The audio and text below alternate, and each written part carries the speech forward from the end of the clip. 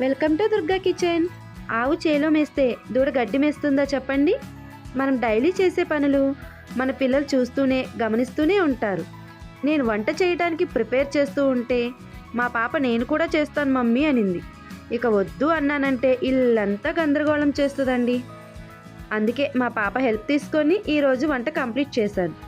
ఇంతకీ ఈరోజు ఏం కర్రీ అనేది చెప్పలేదు కదా.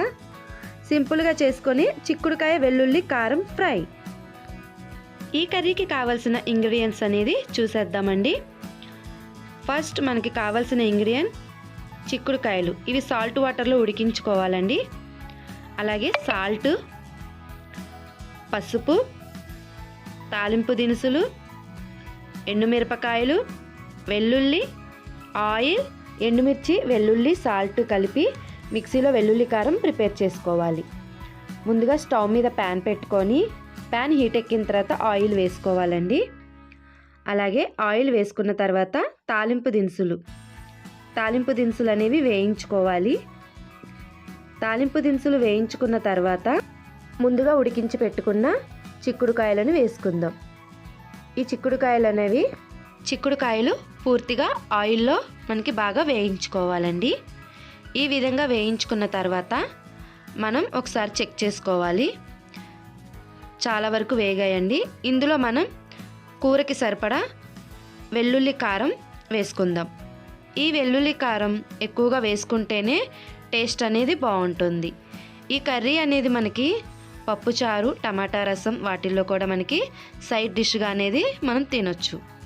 ఇందులో మనం కర్రీకి సరిపడా సాల్ట్ అనేది వేసుకుందాము.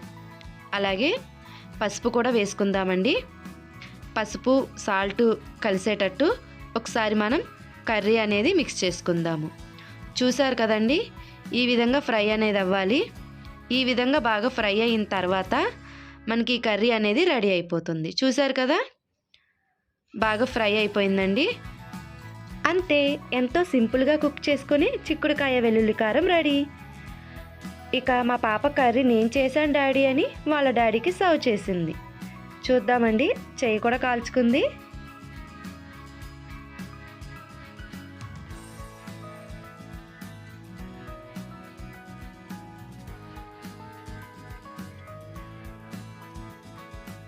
మా పాప వాళ్ళ డాడీ టేస్ట్ చేసి ఎలా ఉందో చెప్పేస్తారండి. చూద్దాము.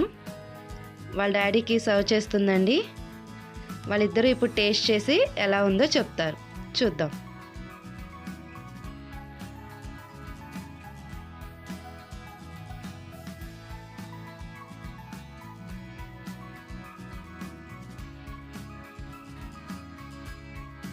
మా పాప ఇలా బుద్ధిగా కూర్చోవడం ఇదే ఫస్ట్ టైం అండి.